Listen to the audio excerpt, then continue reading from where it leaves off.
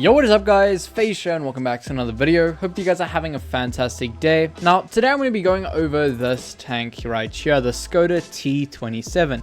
This is a tier 8 premium Czechoslovakian medium tank.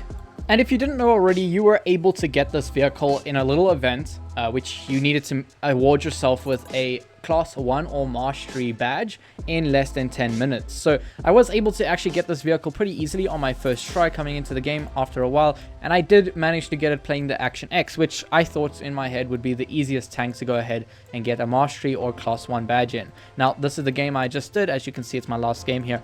I played the Action X, did 4,300 damage, destroyed 4 tanks, and got the Mastery badge, which awarded me the Skoda T27. So I'm going to give you guys my first impressions on the vehicle. I do know that this tank is basically overpowered, but I actually haven't played it ever, so I'll be going to give you my first impressions and full review on the vehicle, give you the equipment guide and all of that, and also just give you my opinion on this vehicle. If you do have it yourself, how does it turn out to be compared to many other tier 8 premium tanks?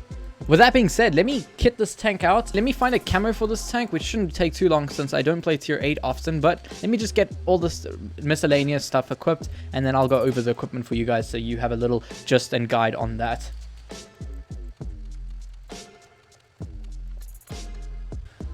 Alright, so in terms of a camouflage, I chose this little Christmas one. Looks kind of cool, I guess. I'm not going to faff around too much on it since it is a tier 8 vehicle. Consumables wise, because this is an autoloader, you can't really add adrenaline to it, so I would suggest running engine power boost. However, if you find your crew dying too often or getting set on fire, which you wouldn't really notice on this vehicle, but you can add first aid or a extinguisher instead of that engine power boost, just to make you a bit more durable in that sense.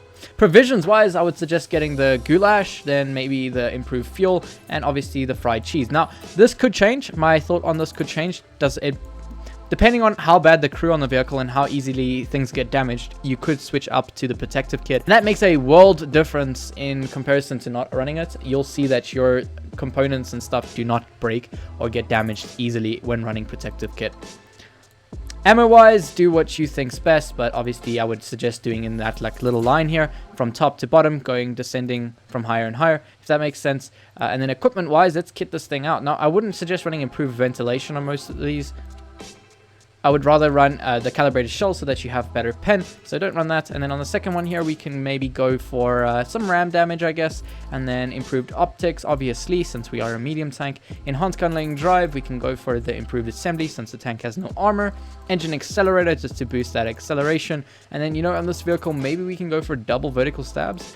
You know what, I'm actually going to go for refined gun on this, and then we don't need to go for tracks because obviously we won't be taking the shots, hopefully, and we'll go for toolbox. And then because this tank doesn't really have anything crazy, I'll go for consumables cooldown speed. So yeah, pause the video if you want to look at the equipment I'm running. That is basically what I'm running, but remember, I haven't played a game in this tank, so the full equipment guide will maybe change, but if not, then that is what I'm running. I'm not going to go over the armor. Basically, just know that this tank has no armor, and you don't want to be in front of the line taking the shots. With that being said, let's head into a game. I'm going to play a little regular game in the vehicle. The Skoda T27, I've heard a lot of good things about the vehicle.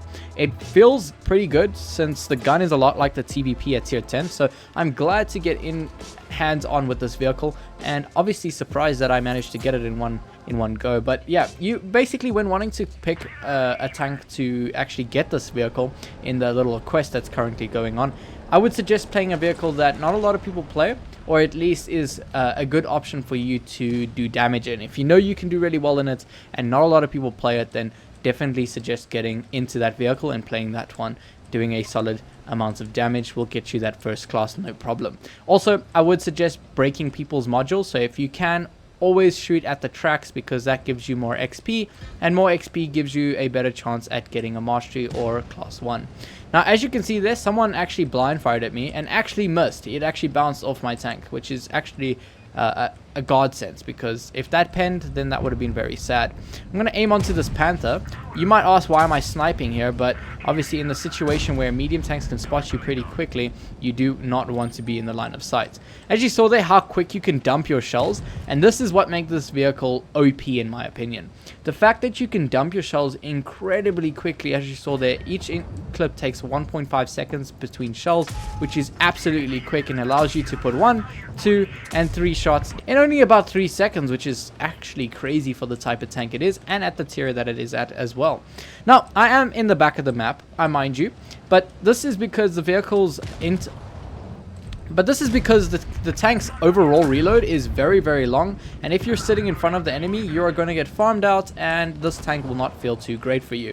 I could have shot that Barask, but I don't really want to be sitting in the open in front of the enemy team, because they do have 2 tank destroyers that could absolutely maul me, which I do think the Synth Emerald just shot at me because I lost a good amount of HP, but maybe not.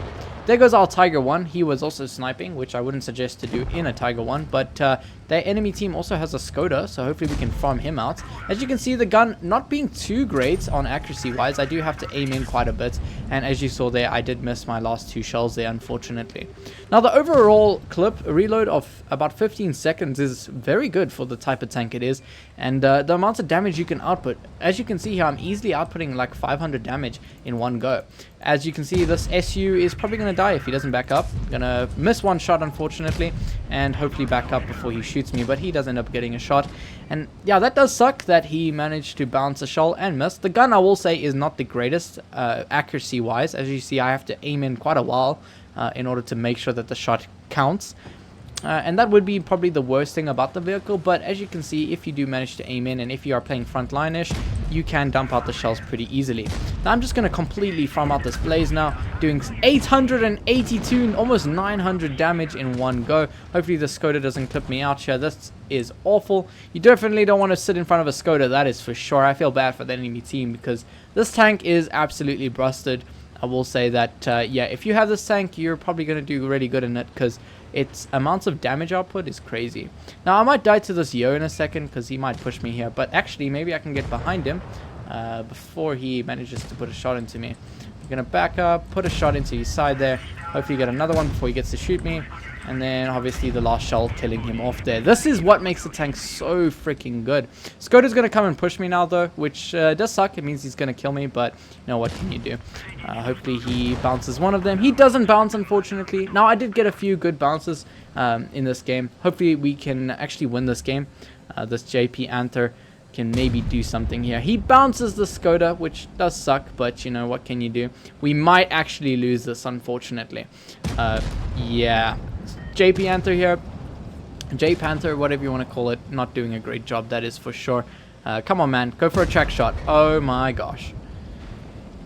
Well, this is what happens when you have bad players, but obviously you saw there I did about almost 4,000 damage in my first game in the vehicle. Now, like I said, you don't want to play the tank front line because obviously in between your shells, when you are reloading your entire clip, you are dormant. You cannot do anything, and the enemy team can absolutely farm you out. So what I would suggest is not to always camp like I did in this battle, but because of the lineup the enemy team had, I did think that the best thing I could do was to camp and see if I can get an opportunity to dump my shells into them without them being able to shoot at me, and for me to get into easy cover and put some distance between the enemy and I. As you can see, I have done 3,800 damage in my first game, toppling my team. Obviously they did absolutely nothing, and this JP Anther was not a great player, unfortunately, but what can you do? Teams are like that in World of Tanks Blitz.